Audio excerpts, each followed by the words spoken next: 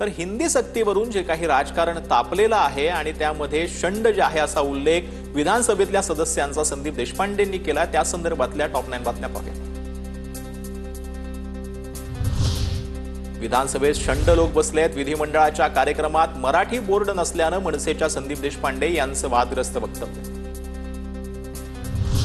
राज्य सरकारच्या कार्यक्रमात मराठी भाषेतील मोठा बोर्ड असतोच, मनसेनं हिंदी आणि इंग्लिशवरती आक्षेप घेतला। मात्र हा कार्यक्रम लोकसभेचा उपमुख्यमंत्री शिंदेंचं देशपांडेंना उत्तर। संदीप देशपांडेंपेक्षा आम्हाला जास्त वाईट बोलता येतं, आमदार त्यांना जागा दाखवतील, त्यांच्यावर हक्कभंग आणतील, गुलाबराव पाटलांचा इशारा। मी कोणत्याही व्यक्तीला नाही तर वृत्तीला बोललो, कार्यक्रम केंद्राचा मात्र महाराष्ट्रात होता, हक्कभंगाच्या कारवाईला सामोरे जायला तयार, संदीप देशपांडेंची प्रतिक्रिया।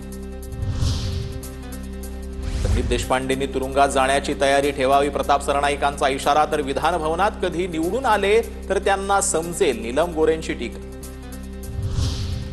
हिंदी आपल्या देशाची भाषा, तिसरी भाषा हिंदी, त्यात कुणाला आक्षेप घेण्याचं काय कारण? हिंदी भाषेचा विरोध करणं चुकीचं, हिंदी भाषेच्या मुद्द्यावर अबू आझमींची प्रतिक्रिया। महाराष्ट्राचं मराठीपण संपवण्याचं काम केंद्रीय पातळीवरून होतंय, मराठी शाळा जाणीवपूर्वक बंद केल्या।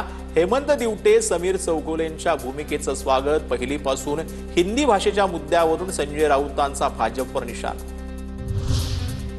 कवी हेमंत दिवटे राज्य सरकारचा पुरस्कार परत करणार, हिंदी सक्तीच्या निषेधात राज्य सरकारचा पुरस्कार परत करणार। 2021 साली हेमंत दिवटे यांना कवी जो आहे केशवसूत पुरस्कार मिळालेला। हिंदी सक्तीच्या विरोधात मुंबईत मनसेची सह्यांची मोहीम, संदीप देशपांडेंच्या नेतृत्वात आंदोलन। विभाग रचनेनुसार प्रत्येक शाळेबाहेर पालकांची सही घेतली जाणार।